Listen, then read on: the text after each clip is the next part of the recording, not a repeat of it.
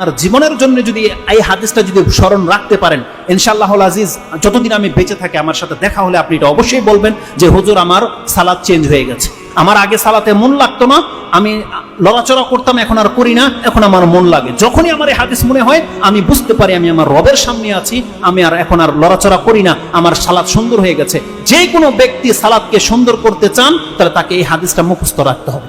যে হাদিসটা ইমাম বুখারী রাহিমাহুল্লাহ তার 2টি অধ্যায়ে এনেছেন, 8 নম্বর অধ্যায় এবং 10 নম্বর অধ্যায়, 2টা অধ্যায়ে পাবেন। 8 নম্বর অধ্যায় সালাতের অধ্যায়, তাতে আপনি 405, 403, 4, 5, 6, 7, 8, 9, 10, 17 পর্যন্ত একটা হাদিসই পাবেন।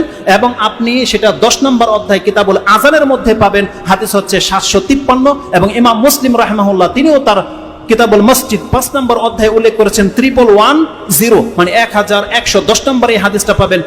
আনাস রাদিয়াল্লাহু তাআলা তিনি বলছেন, আন্না রাসূলুল্লাহ সাল্লাল্লাহু আলাইহি ওয়াসাল্লাম রাআ নুখামাতান ফিল কিবলাতি, রাসূলুল্লাহ সাল্লাল্লাহু আলাইহি ওয়াসাল্লাম একদিন কিবলার পাশে নাক ফোঁটা, কেউ হয়তো থুতু ফেলেছে বা নাকের ময়লা ফেলেছে, কিবলার দেয়ালের মধ্যে লেগে আছে, এটা রাসূল সাল্লাল্লাহু আলাইহি ওয়াসাল্লাম দেখতে পেয়েছে। ফাশাক্কা যালিকা আলাইহি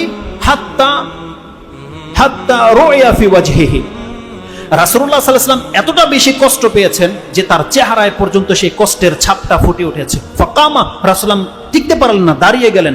ফাহাক্কাহু বিয়াদিহি, নিজের হাতে সেই কাশফোঁটা পরিষ্কার করেছে রাসূলুল্লাহ সাল্লাল্লাহু আলাইহি ওয়াসাল্লাম। মসজিদ এমন একটা জায়গা, আপনার মতো টাইলসের মসজিদ রাসূল সাল্লাল্লাহু আলাইহি ওয়াসাল্লামের ছিল না, খেজুর পাতার ছিল, কিন্তু কিবলার সামনে মসজিদের খেজুর পাতার মধ্যে নাক ফোঁটা পড়ে আছে। মুহাম্মদুর রাসূলুল্লাহ সাল্লাল্লাহু আলাইহি ওয়াসাল্লাম তার বরকতের হাত দিয়ে নিজের হাতে সেই ময়লা পরিষ্কার করছে, কারণ সে জানে আল্লাহর সন্তুষ্টি অসন্তুষ্টি কিসে রয়েছে, সে জানে। কারণ রাসূল সাল্লাল্লাহু আলাইহি ওয়াসাল্লাম বলছেন, আমার সামনে সৎ কাজগুলো এবং পাপ কাজগুলো খুলে দেওয়া হয়েছে, আমি দেখতে পেলাম সেখানে সৎ কাজের মধ্যে এটাও লেখা আছে যে মসজিদ থেকে একটা কষ্টদায়ক বস্তু ফেলে দেওয়া, এটা সৎ কাজের লিস্টের মধ্যে আল্লাহ লিখে দিয়েছে।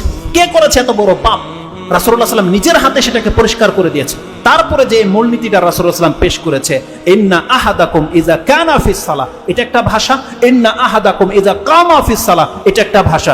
রাসূলুল্লাহ সাল্লাল্লাহু আলাইহি ওয়াসাল্লাম বলেছেন, যখন কোনো ব্যক্তি তোমাদের মধ্যে নামাজে থাকে অথবা নামাজে দাঁড়ায় যায়, ইন্না আহাদাকুম ইযা কামা ফিস সালাহ ফাইন্নাহু ইউনাজি রাব্বাহ, সে তার রবের সাথে এখন মুনাজাতে লিপ্ত, সে তার রবের সাথে এখন মুনাজাতে লিপ্ত। যতক্ষণ পর্যন্ত সে সালাতে থাকে সে আল্লাহর সাথে কথা বলছে সরাসরি। আর আল্লাহ সুবহানাহু ওয়া তাআলা নবীদের সাথে কথা বলেছে ওহী মারফত। রাসূলুল্লাহ সাল্লাল্লাহু আলাইহি ওয়াসাল্লাম বলছেন, ইউনাজি রাব্বাহ, সে তার রবের সাথে ডাইরেক্ট কথা বলছে, চুপি চুপি কথা বলছে, যেটা আর কেউ জানে না, একমাত্র তার সে জানে, তার রব জানে।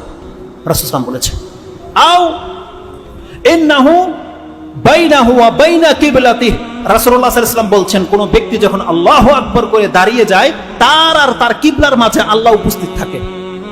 ইন্নাহু বাইনাহু ওয়া বাইনা কিবলাতিহি, আল্লাহ তার এবং তার কিবলার মাঝে উপস্থিত হয়ে যায়, আল্লাহ বলছেন। আর মুসলিমের যে বর্ণনা বা বুখারীর ওই হাদিসটাতে যেটা 753 তে রয়েছে, রাসূলুল্লাহ সাল্লাল্লাহু আলাইহি ওয়াসাল্লাম বলছেন, ইন্না আহাদাকুম ইযা কানা ফিস সালাহ ফাকিবালা ওয়াজহিহি ফাইন্নাল্লাহা কিবালা ওয়াজহিহি ফাইন্নাল্লাহা কিবালা ওয়াজহিহি, আল্লাহ সুবহানাহু ওয়া তাআলা তার চেহারার সামনে থাকে।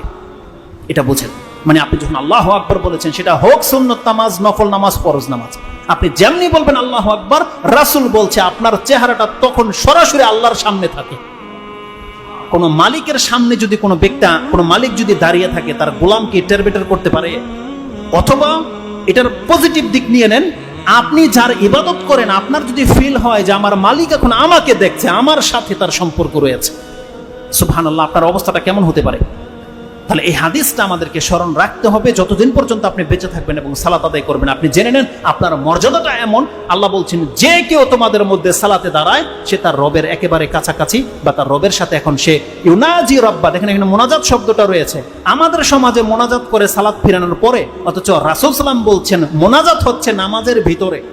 যতক্ষণ পর্যন্ত আপনি নামাজে থাকেন না কেন, রুকুতে সেজদাতে আপনি যত কিছু বলার আল্লাহর কাছে তখনই বলে দেন। ওই লোক দেখানো আবার হাত তুলে সবাইকে দোয়া করতে হবে না, হুজুরকে বলতে হবে না যে আমাকে দোয়া করেন, বরং আপনি যখন সালাতে দাঁড়িয়ে যান, আপনি আপনার রবকে বলেন আপনার কি প্রয়োজন রয়েছে। আমি কি ব্যক্ত করে বোঝাতে পারবো আপনার রবের কাছে যে আপনার কি প্রয়োজন? কিন্তু আপনার অন্তরে যেভাবে কথাটা বেরোবে, এটা একমাত্র আপনি পারবেন, আপনার বিকল্প কেউ পারবে না, কোন হুজুর পারবে না আপনার ভাষাটাকে আল্লাহর কাছে প্রকাশ করতে। আল্লাহ সুবহানাহু ওয়া তাআলা যেহেতু ভাষা নাজিল করেছে, এগুলো তো আল্লাহর বানানো নাকি মানুষের বানানো? প্রত্যেকটা ভাষা আল্লাহ সুবহানাহু ওয়া তাআলার সৃষ্টি, আর আল্লাহ প্রত্যেকটা ভাষা বোঝে। যাই আল্লাহ সুবহানাহু ওয়া তাআলা বলেছেন, বান্দা তুমি আমাকে ডাকো।